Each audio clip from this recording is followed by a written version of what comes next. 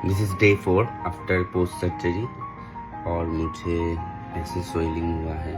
Right left eyes थोड़ा ज़्यादा है। मैंने उनको पूछा था।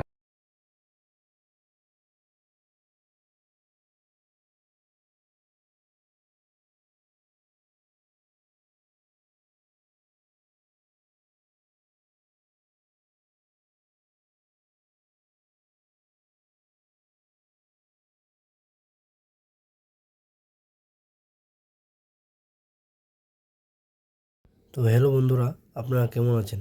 আজকে আবার একটা নতুন ভিডিও নিয়ে চলে এসেছি আপনাদের সাথে হেয়ার ট্রান্সলেট নিয়ে। কারণ আমার একটা ওয়েট লস করতে করতে দুর্দান্ত রেজাল্ট হয়েছে। যারা বলে না যে আপনার হেয়ার যখন ফল হয়ে যায় তো আপনি অনেক মেডিসিন নিয়েছেন, সেরকম আমিও খুব মেডিসিন নিতাম। কারণ একটা মিনক্সটোডিল 5% দাম হচ্ছে গিয়ে 2000 টাকা, মানে মাসে আপনার 4টা করে লাগে, ঠিক কি না? কিন্তু আমি সেগুলো ইউজ করেছি শুধু চুলকে আটকাবার জন্য, কিন্তু তাও কিছু করতে পারিনি। তখন আমি যখন ওয়েট লস করতে লাগি তো আমি মাথার চুলের ছবিটা তুলে রাখি, যেহেতু আমি অনেক জায়গায় শুনেছি হেয়ারও গ্রোথ হয়ে যায়। তো মাথায় যখন একদিন মোটামুটি 10 মাস পর যখন আমি দেখি তো আমার ওখানে চুল চলে এসছে, তো মনের মধ্যে একটা আলাদাই আনন্দ।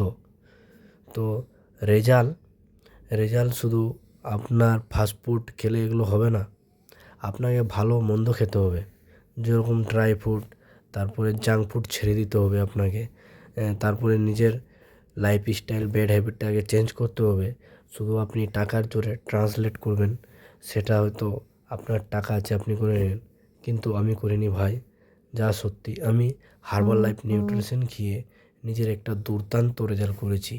কারণ আমার ইউরিক অ্যাসিড হাই খুবই ছিল, আর ইউরিক অ্যাসিড হাইয়ের সাথে সাথে আমার যে ওভারওয়েটের কারণে বুকের মধ্যে একটা শ্বাসকষ্ট হচ্ছিল, সেটাও চলে গেছে।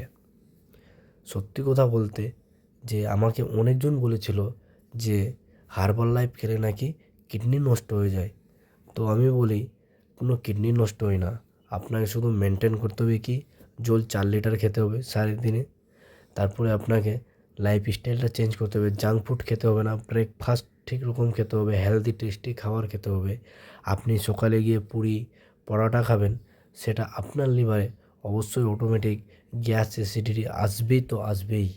কারণ আপনি একটা ফাস্ট ফুড খাচ্ছেন, সে আপনার কত ক্ষতিকারক আর কত ক্যালোরি যাচ্ছে সেটা আপনারা জানেন না। আমিও এই ব্যাপারে আগে কিছু জানছিলাম না।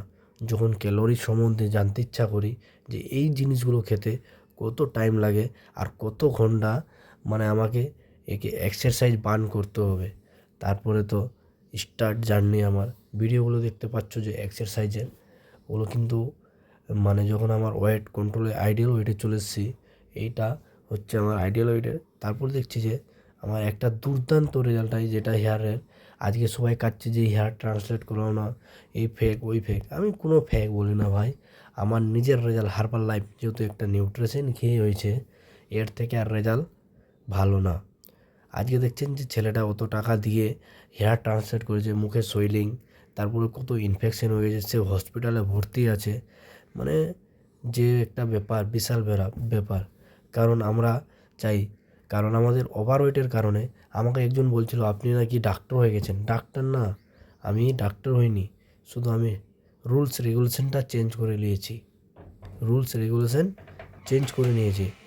ডাক্তার তো তারাই শুধু টাকা নিতে জানে, অরিজিনাল কথা বলতে গেলে শুধু ওরা হচ্ছে টাকার বোকা।